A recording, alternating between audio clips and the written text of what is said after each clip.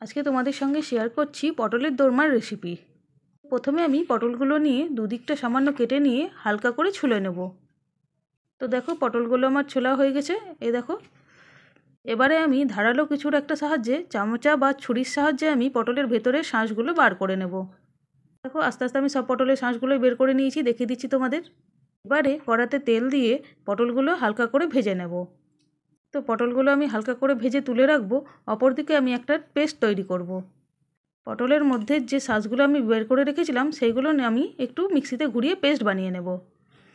এবারে কড়াইয়ে তেল দেবো, তেলের মধ্যে আমি দেবো গোটা গরম মশলা। তারপরে আমি পটলের ভেতরে শাঁসগুলো দিয়ে যে পেস্টটা তৈরি করে রেখেছিলাম সেই পেস্টটাও দিয়ে দেবো। এবারে অল্প একটু নেড়ে নেবো ভালোভাবে। তারপর দিয়ে দেবো লঙ্কা গুঁড়ো, পরিমাণ মতো লবণ ও হলুদ। খুব ভালো করে কিছুক্ষণ কষিয়ে নেব।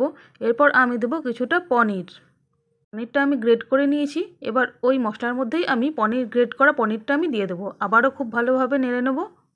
গ্রেট করে রাখা পনিরটা আমি খুব ভালোভাবে মিশিয়ে নেব। সামান্য চিনি দিয়ে দেবো, ভালোভাবে নাড়াচাড়া করে নামিয়ে নেব। এবার ওই ভেজে রাখা পটলগুলোর মধ্যে কিছুর একটা সাহায্যে আমি পুরগুলো আস্তে আস্তে ভরে দেবো।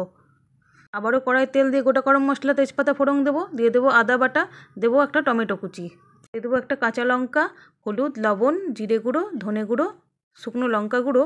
একসঙ্গে সমস্ত কিছু দিয়ে ভালোভাবে নাড়িয়ে নেব। আর দেবো কাজু, বাদাম, কিশমিশ ও পোস্ত দিয়ে তৈরি করা একটা পেস্ট।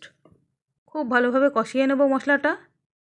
ফুটে উঠলে আমি পুর ভরা পটলগুলো আস্তে আস্তে ওই গ্রেভির মধ্যেই ছেড়ে দেবো। আবারও দিয়ে দেবো সামান্য চিনি। একটু ঘন মতো হয়ে এলে আমি উপর থেকে শাহি গরম মশলা ছড়িয়ে দিলাম। প্রয়োজনে তোমরা একটু ঘিও দিতে পারো, আমি এখানে ঘি অ্যাড করলাম না। ব্যাস, পটলের দোরমা আমার একদম তৈরি। এবারে তোমরা ইচ্ছে মতো গরম গরম ভাত, রুটি, পরোটার সঙ্গে পরিবেশন করতে